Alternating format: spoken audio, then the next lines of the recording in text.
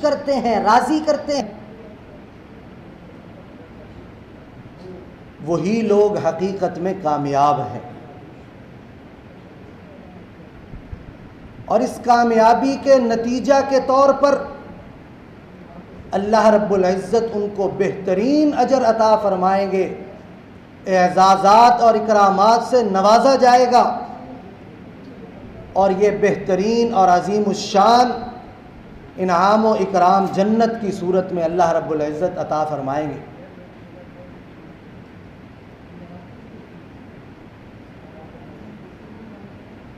توجہ ادھر کیجئے، اللہ رب العزت نے قرآن پاک میں ارشاد فرمایا وَأَمَّا مَنْ خَافَ مَقَامَ رَبِّهِ وَنَهَى النَّفْسَ عَنِ الْهَوَىٰ،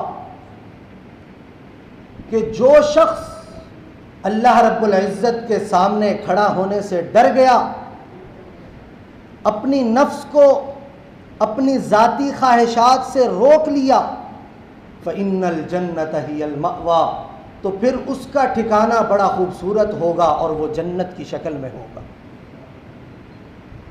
اب سوال یہ ہے کہ جنت کیا ہے، اس کی نعمتیں کیا ہیں، اس کا تقدس کیا ہے، اس کا حسن و جمال کیا ہے؟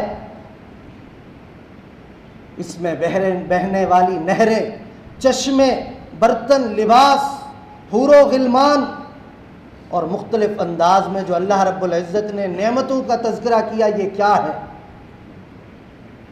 اسی وجہ سے آج ہماری گفتگو کا عنوان ہی یہی ہے، جنت کے حسین مناظر۔ ہم سمجھنے کی کوشش کریں گے کہ جنت کے حسین مناظر کیا ہیں اور کون کون سے ہیں۔ حضور علیہ الصلوۃ نے صحابہ کرام رضوان اللہ علیہم اجمعین کو خطاب کرتے ہوئے فرمایا، تم میں سے کوئی شخص ہے جو جنت میں جانے کے لیے تیار ہو؟ اور آگے جنت کی خوبصورت صفات بیان فرمائیں۔ کیوں اس کے لیے تمہیں تیار ہونا چاہیے؟ کیونکہ وہ ابدی اور ہمیشہ کا ٹھکانہ ہے، جس کو کوئی فنا نہیں ہے، اور ایسا نور ہے جو ہمیشہ روشن رہتا ہے۔ فرمایا ایسا پھولوں کا گلدستہ ہے کہ جو جھوم جھوم کر ہر چیز کو معطر کر دیتا ہے۔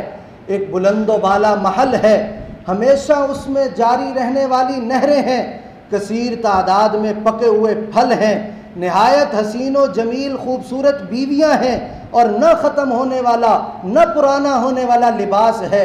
جب صحابہ کرام رضوان اللہ علیہم اجمعین نے ان صفات کو سنا تو بیک زباں ہو کر کہا کہ ہم سب اس جنت میں جانے کے لیے تیار ہیں۔ تو حضور علیہ السلام نے فرمایا کہ پھر انشاءاللہ کہو۔ صحابہ کرام رضوان اللہ علیہم اجمعین نے انشاءاللہ کہا تو حضور صلی اللہ علیہ وسلم نے فرمایا انشاءاللہ اللہ رب العزت تم سب کو اس جنت میں داخل فرمائیں گے۔ تو حضور علیہ السلام کی اس سنت مبارک کو زندہ کرنے کے لیے اور جنت کے لیے اپنی طلب کو ظاہر کرنے کے لیے ایک بار آپ بھی سب کہہ دیں، آپ جنت میں جانے کے لیے تیار ہیں؟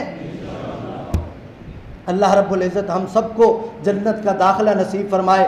حضرت عبادہ بن صامت رضی اللہ عنہ فرماتے ہیں، حضور صلی اللہ علیہ وسلم نے جنت کے مناظر کو اور اس کے حسن و جمال کو بیان کرتے ہوئے فرمایا، جب اللہ رب العزت نے جنت کا میدان تیار کیا، اس کی دیواروں کو خالص چمکدار سونے کے ساتھ اور خوشبودار کستوری کے ساتھ اس کی اینٹوں کو تیار کیا، اور اس کے چشمے اور نہریں جاری کیں، اور اس کے اندر عمدہ قسم کے پھلدار درخت لگائے، اس میں مختلف قسم کے پاکیزہ پھول اگائے گئے۔ پھر اللہ رب العزت عرش پر جلوہ افروز ہو گئے، اور جنت کو اللہ رب العزت نے دیکھا اور جنت کو مخاطب کر کے فرمایا کہ اے جنت، عن قریب تجھ میں وہ لوگ داخل کروں گا جو بڑے عزت و اکرام والے ہوں گے، عن قریب تجھ میں وہ لوگ داخل کروں گا کہ جو دنیا کے اندر مجھے بڑے محبوب ہوا ہوں۔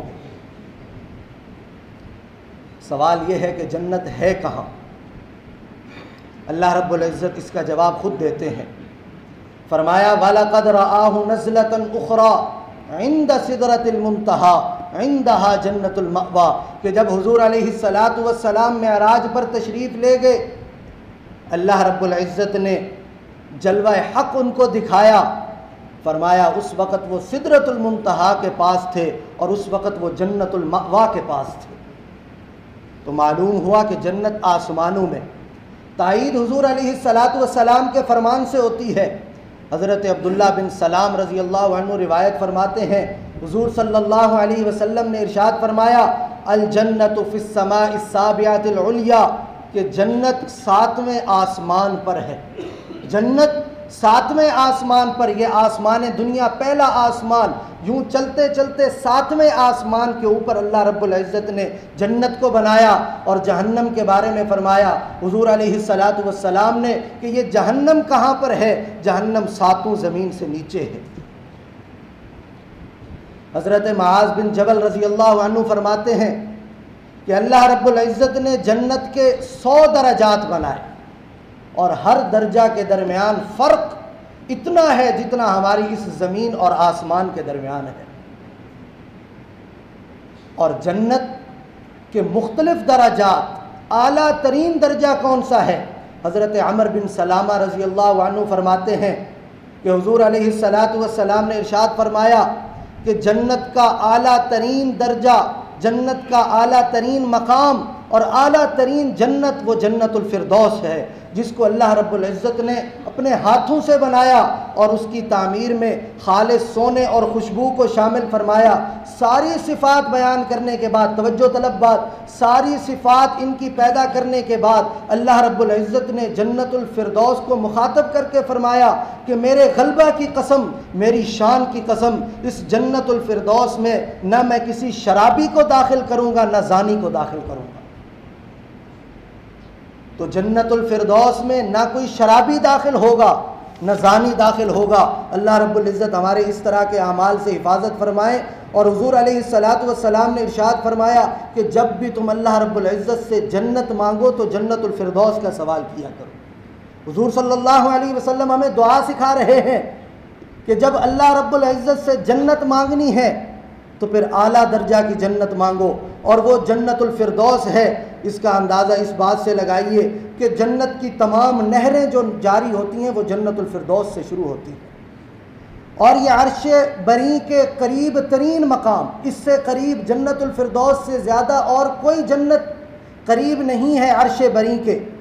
اسی لیے اللہ رب العزت قرآن پاک میں ارشاد فرماتے ہیں، ان الذین آمنوا وعملوا الصالحات، وہ لوگ جو ایمان لے آئے، نیک اعمال کرتے رہے، زندگی نیک اعمال کے اندر گزار دی، تو اللہ رب العزت فرماتے ہیں کانت لہم جنات الفردوس نزلا، ان کے مہمانی کے لیے جو مقام تیار کیا گیا ہے وہ جنت الفردوس ہے، جو اعلیٰ ترین جنت۔ قرآن پاک میں جنت کے مختلف نام اللہ رب العزت نے بیان فرمائے، مختلف نام۔ کہیں پر قرآن پاک میں اللہ رب العزت جنت کو دار السلام، سلامتی والا گھر کہتے ہیں۔ کہیں پر اللہ رب العزت قرآن پاک میں جنت کو دار الخلد، ہمیشگی والا گھر کہہ رہے ہیں۔ کہیں پر مقام امین، امن والی جگہ، امانت والی جگہ، اور کہیں مقعد صدق علیم کہ اللہ رب العزت نے اس کو سچوں کے لیے جگہ بنا دی، اور کہیں جنات النعیم فرمایا کہ اللہ رب العزت نے اس کو نعمتوں والا ٹھکانہ بنایا، کہیں جنات عدن ہمیشہ ہمیشہ رہنے والی جگہ بنائی۔ تو یوں اللہ رب العزت نے اس جنت کے مختلف نام رکھے ہیں جو قرآن پاک میں اللہ رب العزت نے بیان فرمائے۔ جنت کی زمین اور عمارت، حضرت ابو ہریرہ رضی اللہ عنہ سے روایت ہے، حضور علیہ السلام نے ارشاد فرمایا کہ جنت کی ایک اینٹ سونے کی اور ایک اینٹ اللہ رب العزت نے چاندی کی بنائی، اور اس کے لیے جو گارا بنایا گیا وہ کستوری کا ہے، اور جنت کی زمین کو اللہ رب العزت نے ہموار رکھا، حتیٰ کہ جنت کے اندر جاری ہونے والی نہریں بھی اس جنت کو چیر کر نہیں نکلتی۔ اس کی اب کیا کیفیت ہے یہ اللہ رب العزت بہتر جانتے ہیں۔ اللہ رب العزت جانتے ہیں کہ جنت کی نہروں کی کیا کیفیت ہوگی۔ بہرحال حضور علیہ السلام نے ارشاد فرمایا کہ جنت کی زمین بالکل ہموار ہوگی، اور اس کی میں جاری ہونے والی نہریں، جیسے ہم دنیا کے نہروں کو دیکھتے ہیں، دریاؤں سمندروں کو دیکھتے ہیں کہ وہ زمین کو چیر کر نکل رہی ہوتی ہیں، حضور علیہ السلام نے فرمایا کہ ان نہروں کی یہ والی کیفیت نہیں ہوگی۔ جنت کے اندر موسم کیسے ہوں گے؟ حضرت عبداللہ بن مسعود رضی اللہ عنہ اور حضرت عبداللہ بن عباس رضی اللہ عنہ نے اس سوال کا جواب دیا کہ جنت میں نہ بہت زیادہ ٹھنڈک ہوگی نہ بہت زیادہ گرمی ہوگی، درمیانہ موسم ہوگا۔ جیسا کہ حضرت ابراہیم علیہ السلام کو جب آگ میں ڈالا گیا تو اللہ رب العزت نے آگ کو کیا خطاب فرمایا؟ یا نار کونی بردن وسلامن، کہ اے آگ ٹھنڈی ہو جا، اتنا بھی ٹھنڈا نہ ہونا کہ میرے ابراہیم کو، میرے خلیل کو تکلیف ہو، بلکہ فرمایا وسلامن، ٹھنڈی ہونا لیکن سلامتی والا ٹھنڈا ہونا۔ تو یوں اللہ رب العزت نے جنت کو بھی بہت زیادہ ٹھنڈا بھی نہیں بنایا، بہت زیادہ گرم بھی نہیں بنایا، درمیانہ موسم، جسے ہم بہار کے موسم کو ایک درمیانہ موسم کہتے ہیں، تو یوں یہ جنت کا موسم ہے۔ اور اس کے رنگ و بو کو بیان کرتے ہوئے حضور علیہ السلام نے ارشاد فرمایا کہ جنت کی خوشبو ایسی خوشبو ہے، ایسی خوشبو ہے، جب جنت کی ہوائیں چلیں گی، خوشبو اٹھے گی تو وہ جنت کی خوشبو اتنی ہوگی کہ ایک آدمی 40 سال کی مسافت پر ہے، اس کو بھی جنت کی وہ خوشبو محسوس ہوگی۔ اور جنت کا رنگ، حضور علیہ السلام نے ارشاد فرمایا کہ سفید لباس کو لازم پکڑو، کیونکہ جنت کو اللہ رب العزت نے سفید بنایا ہے۔ جنت کو اللہ رب العزت نے سفید بنایا، اسی لیے حضور علیہ السلام نے ارشاد فرمایا تم میں سے جو زندہ لوگ ہیں وہ سفید لباس کو لازم پکڑیں، سفید لباس پہنا کریں، اور جو تم میں سے مر جائیں، مردہ ہو جائیں، تو ان کو جب کفنانے کی باری آئے تو وہ بھی سفید لباس میں دیا جائے۔ کیوں؟ اس وجہ سے کہ اللہ رب العزت نے جنت کو سفید بنایا۔ اور یہ بھی ہم جو جا رہا ہے دنیا سے، ہم اس امید کے ساتھ بھیج رہے ہیں کہ اس کا ٹھکانہ بھی جنت ہوگی۔ تو یوں آپ صلی اللہ علیہ وسلم نے ہمیں حکم دیا، دنیا میں جب رہو سفید لباس پہنو، جب دنیا سے کسی کو رخصت کرنے لگو تو سفید لباس میں رخصت کرو۔ اور جنت کا نور کس قدر ہے، حضور علیہ السلام نے ارشاد فرمایا کہ جنت کا نور اس قدر ہے کہ اگر مثال دے کر سمجھایا کہ اگر اس نور کی مقدار اتنی سی جتنی ایک آدمی کے ناخن پر کوئی چیز لگ سکتی ہے، اتنی مقدار بھی اگر اس نور کی دنیا میں ظاہر کر دی جائے تو وہ اتنی جگمگائے گی، اتنی جگمگائے گی تو کہ پوری زمین و آسمان اس نور سے منور ہو جائیں گے۔ اور فرمایا کہ جنتیوں کو جو کنگن پہنائے جائیں گے، دنیا کے اندر اللہ رب العزت نے مردوں کو سونا استعمال کرنے سے منع فرما دیا، لیکن آخرت میں جنتیوں کو سونے کے کنگن پہنائے جائیں گے۔ ارشاد فرمایا کہ جنتیوں کو جو خوبصورت کنگن پہنائے جائیں گے، اگر جنتی دنیا میں جلوہ گر ہوں اور ان کا وہ کنگن ہلکا سا ظاہر ہو تو مثال دے کر حضور علیہ السلام نے ہمیں سمجھایا کہ کس قدر روشنی ہوگی۔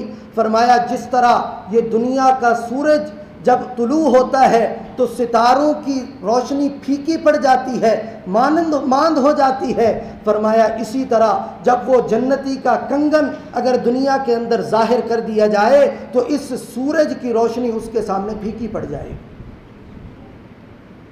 یہ ایک جنتی کی بات ہے۔ اور جنت میں ہمیشہ دن ہی دن ہوگا، رات نہیں ہوگی، دن ہی دن ہوگا۔ اگر جنتیوں کو آرام کی ضرورت پیش ہوگی تو ان کے ارد گرد خوبصورت پردے لگا دیے جائیں گے، جنتی آرام کریں گے، جب آرام سے فارغ ہو جائیں گے پھر وہ پردے ہٹا دیے جائیں گے۔ بہرحال جنت میں رات کا کوئی تصور نہیں، ہمیشہ دن ہی دن رہے گا۔ اور اللہ رب العزت نے جنت کے 8 دروازے بنائے، 8 دروازے جس سے جنتی گزریں گے، اور ایک دروازے کی اتنی وسعت کہ ایک وقت میں 70 لاکھ لوگ اس میں سے ایک وقت میں گزر سکتے ہیں، اتنے وسیع دروازے۔ حضور علیہ السلام نے ان کے نام بتائے۔ جنت کے ایک دروازے کا نام باب المصلین، جس میں اللہ رب العزت نمازیوں کو داخل فرمائیں گے، باب المصلین۔ دوسرا دروازہ باب الصائمین، جس سے روزے دار گزریں گے۔ تیسرا دروازہ باب الصادقین، جس سے سچے لوگ گزریں گے۔ چوتھا دروازہ باب المتصدقین، جس میں صدقہ خیرات کرنے والے لوگ داخل ہوں گے۔ پانچواں دروازہ باب الخاشعین، جس میں عاجزی اختیار کرنے والوں کو اللہ رب العزت جس کے راستہ سے جنت میں داخل فرمائیں گے۔ چھٹے باب المتوکلین، جو دنیا کے اندر اللہ رب العزت پر ہی توکل کیا کرتے تھے، ان کو اللہ رب العزت جنت میں داخل فرمائیں گے۔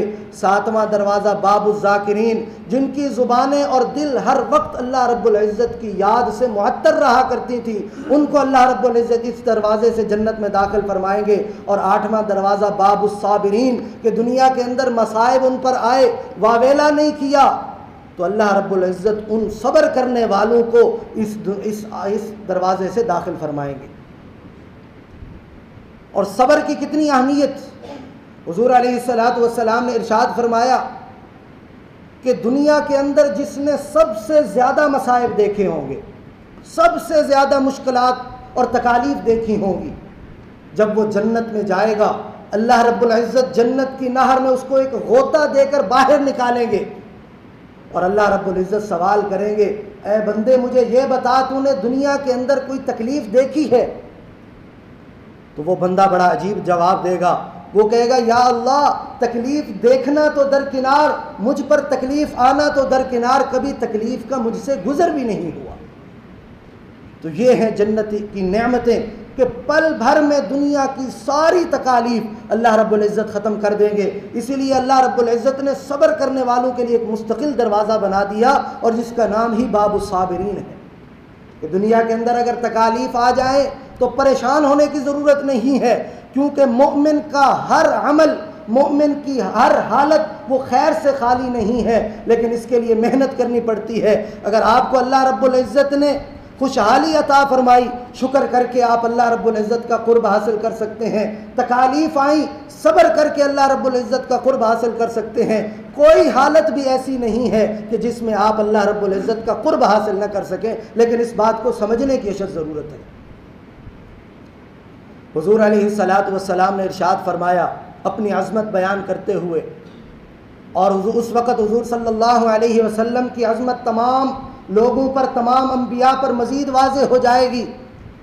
فرمایا کہ جنت کی کنڈی سب سے پہلے میں کھولوں گا۔ جنت کی، جیسے افتتاح ہم دکان بناتے ہیں، کوئی کاروبار شروع کرتے ہیں، کسی بڑے آدمی کو لا کر افتتاح کرتے ہیں، تو جنت کے افتتاح اللہ رب العزت حضور علیہ الصلوۃ سے کروائیں گے۔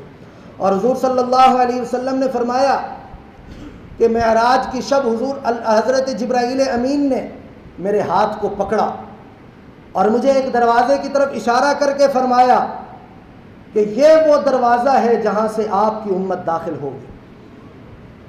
اور حضور علیہ الصلوۃ نے چند اعمال صالحہ بتائے جن کو جنت کی کنجی قرار دیا۔ جنت کی کنجی، جنت کی چابی وہ اعمال ہیں۔ فرمایا اشہد ان لا الہ الا اللہ واشہد ان محمدًا عبدہ ورسولہ، شہادتین کو دل سے تسلیم کرنا، نماز کو قائم کرنا، اللہ رب العزت کے راستے میں جہاد کرنا، مساکین غرباء فقراء کو کھانا کھلانا، یہ جنت کے دروازے ہیں، یہ جنت کی کنجیاں ہیں۔ اور حضور علیہ السلام نے والد کے بارے میں، والد کی عظمت بیان کرتے ہوئے فرمایا کہ والد کو راضی کر لو، اللہ رب العزت راضی ہو جائیں گے، والد کو ناراض کر دیا تو اللہ رب العزت ناراض ہو جائیں گے۔ اور فرمایا والد جنت کا درمیانہ دروازہ ہے۔ یہ والد کی عظمت کو حضور علیہ السلام نے بیان فرمایا۔ جنت کی نہریں مختلف، پانی کی نہریں بھی ہوں گی، جیسے میں نے ابتدا میں آیات تلاوت کی، اس میں اللہ رب العزت جنت کی نہروں کا تذکرہ فرما رہے ہیں۔ پانی کی نہریں ہوں گی، دودھ کی نہریں ہوں گی، شہد کی نہریں اللہ رب العزت جاری فرمائیں گے، اور شراباً طہورا، خالص پاکیزہ شراب کی جنت میں نہریں جاری ہوں گی۔ اور یہ کن کو پلائی جائیں گی؟ جنہوں نے دنیا کے اندر شراب کو چھوا تک نہیں ہوگا، شراب کے قریب تک نہیں گئے ہوں گے، اللہ رب العزت ان کو اس شراب سے پلائیں گے۔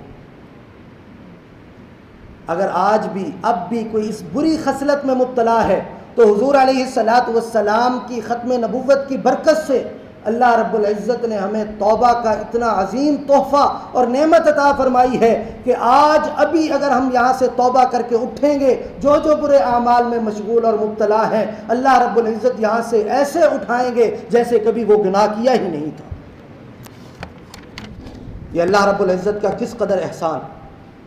اور پھر چند نہروں کا حضور علیہ الصلاۃ والسلام نے خود تذکرہ فرمایا، حوض کوثر جس سے حضور علیہ الصلاۃ والسلام اپنے امتیوں کو خود جام پلائیں گے، اور اس کے برتنوں کے بارے میں حضور علیہ الصلاۃ والسلام نے ارشاد فرمایا کہ اس کے برتن کس قدر زیادہ ہوں گے، فرمایا کہ جیسے آسمان پر جتنے ستارے ہیں اس پر رکھے ہوئے اتنے ہی برتن ہیں، اور میں اپنی امتیوں کو وہاں سے پلاؤں گا۔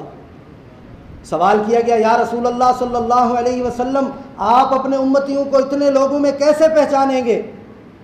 تو حضور صلی اللہ علیہ وسلم نے جواب دیا کہ میں ان لوگوں کو اپنے وضو کے نشانات سے پہچانوں گا۔ تو اس سے وضو اور نماز کی اہمیت بھی واضح ہوتی ہے۔ ایک نہر بیدخ جس سے شہداء کو غسل کرایا جائے گا، پچھلے خطبہ میں نے عرض کیا تھا کہ جب کوئی شہید ہوتا ہے تو اس کو اسی حالت میں دفن کر دیا جاتا ہے، تو ان شہداء کے لیے اللہ رب العزت نے ایک خاص نہر تیار فرمائی ہے کہ جس میں ان کو غسل دیا جائے گا، اور جب یہ باہر نکلیں گے تو یہ 14ویں رات کی چاند کی طرح چمک رہے ہوں۔ اور ایک خاص نہر ریان جس کے حضور علیہ الصلاۃ والسلام نے ارشاد فرمایا کہ 70,000 سونے اور چاندی کے دروازے ہیں، فرمایا ان کے اندر اللہ رب العزت حفاظ کرام کو غسل دلوائیں گے، جنہوں نے دنیا کے اندر قرآن پاک کو اپنے سینوں میں محفوظ کیا ہوگا، ان کو اس نہر ریان میں غسل دیا جائے گا۔ حفاظ کرام بھی کوئی عام شخصیات نہیں ہوتی۔ اللہ رب العزت قرآن پاک میں فرماتے ہیں ثم اورثنا الکتاب الذی نصطفینا من عبادنا، کہ اللہ رب العزت نے پوری کائنات کے لوگوں کے دلوں کو پرکھا اور خاص لوگوں کو اپنی اس کتاب کی خدمت کے لیے لگا دیا اور اس کے لیے چن لیا۔ تو یوں حفاظ کرام کو اس نہر کے اندر غسل دیا جائے گا، اور خاص پروٹوکول ان کو عطا کیا جائے گا۔ اللہ رب العزت فرماتے ہیں ان الابرار لفی نعیم، کہ نیک لوگ نعمتوں میں ہوں گے، علی الارائک ینظرون، تختوں پر بیٹھ کر، بلند و بالا تختوں پر بیٹھ کر دیکھ رہے ہوں گے، اور دیکھنے والے جو ان کو دیکھیں گے تعرف فی وجوہہم نظرۃ النعیم، وہ ان کے چہروں سے ان پر ہونے والی نعمتوں کے آثار کو دیکھیں گے۔ اور جنت کے اندر جو پھل اور کھانا دیا جائے گا، اللہ رب العزت فرماتے ہیں کلما رزقوا منہا من ثمرۃ الرزق، جنتیوں کو ہر طرح کے پھل دیے جائیں گے، اور وہ پھل ایسے ہوں گے، ان کی ظاہری شکل و صورت اللہ رب العزت ایسی بنائیں گے جیسے دنیا کے اندر وہ پھل کھایا کرتے تھے، تاکہ ان کو ان کے ساتھ انس ہو، لیکن ان کا ذائقہ ایسا ہوگا کہ دنیا میں اس کا تصور تک نہیں کیا جا سکتا۔ اسی لیے اللہ رب العزت فرماتے ہیں وَأُتُوا بِهِ مُتَشَابِهًا، ان کو ملتے جلتے پھل دیے جائیں گے، اور ان کی حالت کیا ہوگی؟ حضور علیہ الصلاۃ والسلام نے فرمایا کہ جنت کے پھلوں میں گٹھلیاں نہیں ہوں گی، کسی پھل میں کوئی گٹھلی نہیں ہوگی۔ اور انار اور لیموں کے بارے میں ارشاد فرمایا یہ جنت کے پھل ہیں، اور جنت کے اندر جو سب سے پہلا کھانا جنتیوں کو دیا جائے گا وہ مچھلی کا جگر ہوگا۔ سب سے پہلے کھانے کے لیے جنتیوں کو مچھلی پیش کی جائے گی، لیکن ذائقہ میں اس مچھلی سے کہیں مختلف ہوگی۔ جنتی خوب سیر ہو کر کھائیں گے، لیکن یہ یاد رکھیں جنت میں پاکیزگی ہی پاکیزگی ہوگی، پاکیزگی ہی پاکیزگی۔ شراب پی کر کوئی نشہ نہیں ہوگا، کوئی لغو نہیں بکے گا، اور وہاں پر جب سیر ہو کر کھائیں گے کوئی پیشاب پخانہ نہیں ہوگا، بلکہ حضور علیہ الصلاۃ والسلام نے ارشاد فرمایا کہ وہاں نہ پیشاب ہوگا نہ پخانہ ہوگا، حتیٰ کہ وہاں ناک تک صاف نہیں کیا جائے گا، اس قدر پاکیزگی۔ اور فرمایا کہ ایک کستوری والا خوشبو والا ایک ڈھکار آئے گا، سب کچھ ہضم ہو جائے گا، اور ایک مشک کی خوشبو والا اللہ رب العزت پانی مشروبات پینے کے بعد انسان کو پسینہ آئے گا، اس سے بھی خوشبو چھلک رہی ہوگی، وہ بھی ماحول کو معطر کر دے گا، اور اس خوشبو کی اس پسینے کی برکت سے اللہ رب العزت اس کو پیشاب سے بھی محفوظ کر دے۔ پاکیزگی ہی پاکیزگی۔ اور جنت میں ملنے والی حوریں، حضور علیہ الصلاۃ والسلام نے ارشاد فرمایا کہ اگر وہ حور دنیا کے اندر ایک جھلک آ جائے، ایک جھلک دکھا دے، تو اس کی خوشبو سے پوری دنیا معطر ہو جائے گی، ایسی صفات والی۔ قرآن پاک میں فرمایا فیہن قاصرات الطرف لم یطمثہن، آنکھوں کو جھکانے والی، پاکیزہ شریف النفس حوریں ہوں گی، لم یطمثہن انس قبلہم ولا جان، نہ ان کو کبھی کسی انسان نے چھوا ہوگا نہ جن نے چھوا ہوگا۔ فَبِأَيِّ آلَاءِ رَبِّكُمَا تُكَذِّبَانِ، تم اپنے رب کی کون کون سی نعمتوں کو جھٹلاؤ گے؟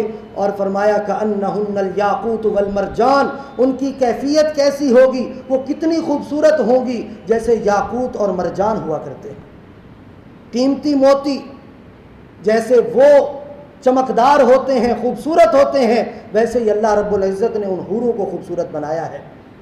اور حضور صلی اللہ علیہ وسلم نے ارشاد فرمایا کہ جنت اپنے اندر داخل ہونے والوں کا ہر وقت انتظار میں لگی ہوئی ہے، اور اللہ رب العزت سے کوئی دن ایسا خالی نہیں گیا کہ وہ جنت سوال نہ کرتی ہو کہ مجھ میں داخل ہونے والے کب آئیں گے، میرے اس جنت میں رہنے والے کب آئیں گے، میرے پھل تیار ہو چکے ہیں، میری نہریں جاری ہو چکی ہیں، یا اللہ میرے مکینوں کو یہاں پر رہنے والوں کو جلدی بھیج دے۔ اور جب جنتی جنت میں جائیں گے، ان کا استقبال کرنے کے لیے فرشتے آگے بڑھ کر ان کو سلامتی دیں گے۔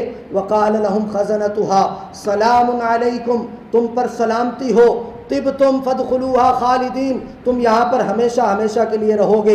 اور وہاں پر پھر جنتیوں کے لیے اعلان کیا جائے گا کہ آج کے بعد تمہیں ایسی صحت عطا کر دی گئی جس کے بعد بیماری نہیں ہوگی، اور آج کے بعد تمہیں ایسی جوانی دے دی گئی جس کے بعد بڑھاپا نہیں ہوگا، اور یوں جنتیوں کے لیے مختلف اعلانات کر کے جنت میں داخل کر دیا جائے گا۔ اتنا بیان کرنے کے بعد بھی یاد رکھیں کہ جنت کی صفات کی یہ ایک جھلک بھی نہیں ہے۔ اللہ رب العزت نے جنت کی صفات کو بیان کر کے خود ارشاد فرمایا فَلَا تَعْلَمُ نَفْسٌ مَّا أُخْفِيَ لَهُم مِّن قُرَّةِ أَعْيُنٍ، کہ کوئی نفس یہ جان ہی نہیں سکتا کہ اللہ رب العزت نے اس کے لیے کیا کیا نعمتیں تیار کر رکھی ہیں۔ اور جنت کے اعلیٰ درجات، ایک حدیث میں ہے کہ اللہ رب العزت جنت کے جتنے اعلیٰ درجات ہوں گے اس حساب سے جنتیوں سے کلام فرمائیں گے، اور یہ جنت کی سب سے بڑی نعمت ہے کہ جس کو کلام الہی نصیب ہو جائے، اور جس کے بلند ترین درجہ ہوگا اللہ رب العزت صبح و شام اس کے ساتھ کلام فرمائیں گے۔ تو یہ سارا بیان کرنے کا مقصد کیا ہے؟ مقصد یہ ہے کہ ہم اپنے ایمان کو مضبوط کریں، اعمال صالحہ کی کوشش کریں، اور اللہ رب العزت نے حدیث قدسی میں ارشاد فرمایا کہ نیک بندوں کے لیے وہ چیزیں تیار کر رکھی ہیں کہ جو نہ کسی آنکھ نے دیکھی ہیں، نہ کسی کان نے سنی ہیں، اور نہ ہی کبھی ان کا خیال تصور میں آ سکتا ہے۔ تو یوں اللہ رب العزت نے نعمتیں تیار کر کے اور یہ صفات بیان کر کے فرمایا وَفِي ذَلِكَ فَلْيَتَنَافَسِ الْمُتَنَافِسُونَ، کہ حرص کرنے والوں کو ان دنیاوی چیزوں کا حرص نہیں کرنا چاہیے، اگر حرص کرنا ہی ہے تو ان نعمتوں کا، ہمیشہ ہمیشہ والی نعمتوں کا حرص کرنا چاہیے۔ اللہ رب العزت سے دعا ہے کہ اللہ تعالی ہم سب کو اعمال صالحہ کی توفیق عطا فرمائے اور جنت الفردوس کا ہم سب کو وارث بنائیں۔ وآخر دعوانا الحمدللہ رب العالمین۔